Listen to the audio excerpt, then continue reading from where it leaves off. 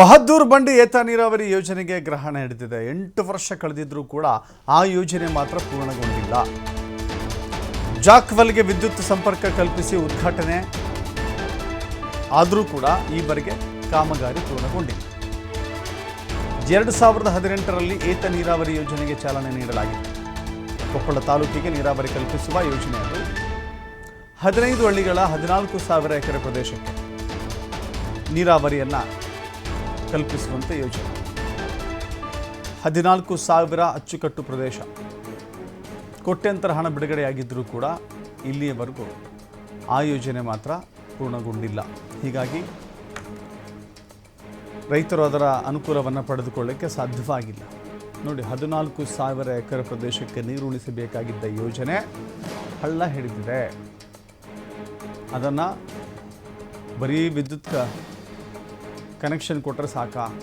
ಕಾಮಗಾರಿ ಸಂಪೂರ್ಣ ಮುಗಿಸೋದು ಬೇಡವಾ?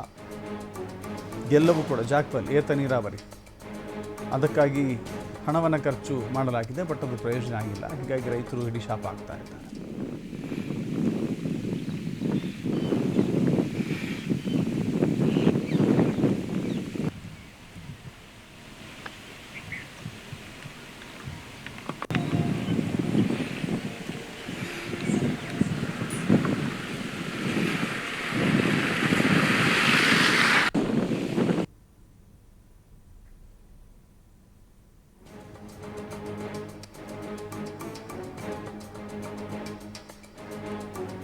ಯೋಜನೆ ಅಂತಂದೇಳಿ ಈ ಒಂದು 20 ವರ್ಷ ಆಯ್ತು ಸರ್. ಇದನ್ನು ನೆನೆಗುದಿಗೆ ಬಂದು ಅಂದರೆ ಬರೀ ಬಾಯಿ ಮಾತಲ್ಲಿ ಇಂಥ ಯೋಜನೆ ಆಗ್ಬೇಕು DPR ಮಾಡಿದರು, ಎಲ್ಲ ಮಾಡಿದರು. ಆಮೇಲೆ ಯಾವುದೇ ಕಾರಣಾಂತರಗಳಿಂದ ಈ ಒಂದು ವರ್ಕ್ ಸ್ಥಗಿತಗೊಳ್ತಾ ಇತ್ತು.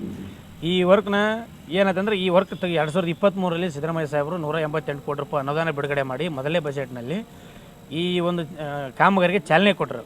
ಚಾಲನೆ ಕೊಟ್ಟಂಥ ಸಂದರ್ಭದಲ್ಲಿ ಏನು ಹೊಳೆ ಇದೆ, ತುಂಗಭದ್ರಾ ಹೊಳೆಯಲ್ಲಿದ್ದ ಆ ಒಂದು ನವಲ್ಕಲ್ ಮಟ್ಟಿ ಅಂತಿದ್ದಲ್ಲ, ಒಂದು 7-8 ಕಿಲೋಮೀಟರ್ದಲ್ಲಿ ಪೈಪ್ಲೈನ್ ಆಗಿ ಒಂದು ದೋಣಿ ಥರ ಕೆನಲ್ ಮಾಡಿಕೊಂಡು ಅಲ್ಲಿ ಬಂದು ನೀರನ್ನ ಡಂಪ್ ಮಾಡಿದವರು. ಡಂಪ್ ಮಾಡಿದ್ರೆ ಇನ್ನು ಆ ನೀರು ಡಂಪ್ ಆದ ನೀರು ರೈತರ ಜಮೀನಿಗೆ ಹೋಗ್ಬೇಕಲ್ಲ ಸರ್. ಅದು ಔಟ್ಲೆಟ್ ಮಾಡಬೇಕು, ಕಾಲುವೆ ಮಾಡಬೇಕು. ಸಿಳು ಕಾಲುವೆ ಮಾಡಿದ್ರೆ ಪ್ರತಿಯೊಬ್ಬ ರೈತರಿಗೂ ಎಲ್ಲೆಲ್ಲಿ ಏನೇನು ಸರ್ವೆ ಮಾಡಿದಾಗ ಆ ಕಾಲುವೆ ಬಂದಾಗ ಅವ್ರು ನೇರವಾಗಿ ರೈತರ ಜಮೀನಿಗೆ ನೀರು ಹೋದಾಗ ಮಾತ್ರ ರೈತರಿಗೆ ಅನುಕೂಲ ಆಗುತ್ತೆ.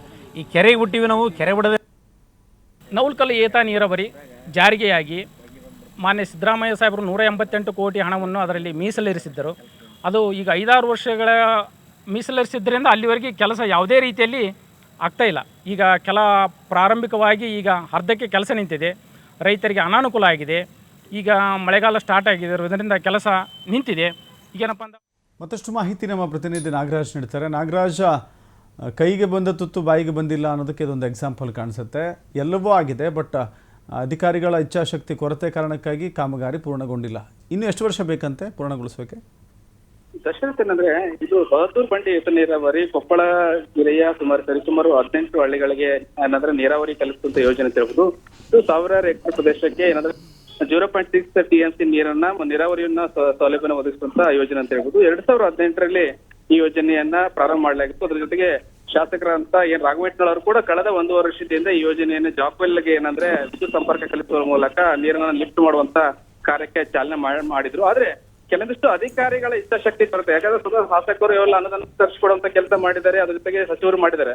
ಆದ್ರೆ ಅಧಿಕಾರಿಗಳ ಇಚ್ಛಾಶಕ್ತಿ ಕೊರೆಯಿಂದಾಗಿ ಇದುವರೆಗೂ ಕೂಡ ಒಂದೇ ಒಂದು ಹನಿ ಕೂಡ ಆ ಕಾಲುವೆಗಳು ನೀರು ಹರಿತಾ ಇಲ್ಲ. ಕಾರಣ ಏನಂತಂದ್ರೆ ಕಾಲುವೆಗಳು ಸರಿಯಾಗಿ ನಿರ್ವಹಣೆ ಆಗಿಲ್ಲ, ಕಾಲುವೆಗಳು ಕೂಡ ನಿರ್ಮಾಣ ಆಗಿಲ್ಲ.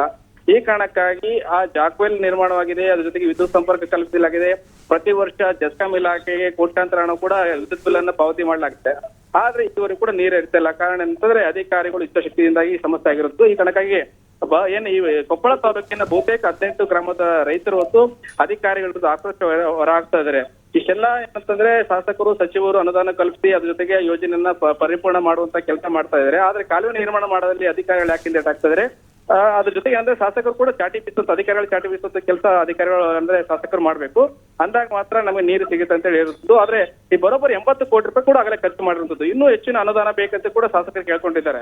ಆದ್ರೆ ಇಷ್ಟೆಲ್ಲ ಅನುದಾನ 80 ಕೋಟಿ ಅನುದಾನ ಖರ್ಚಾದ್ರೂ ಕೂಡ ಸರಿಯಾಗಿ ಏನಂದ್ರೆ ನೀರು ಕೂಡ ರೈತರ ಜಮೀನಿಗೆ ನೀರು ಹರಿತಾ ಇಲ್ಲ.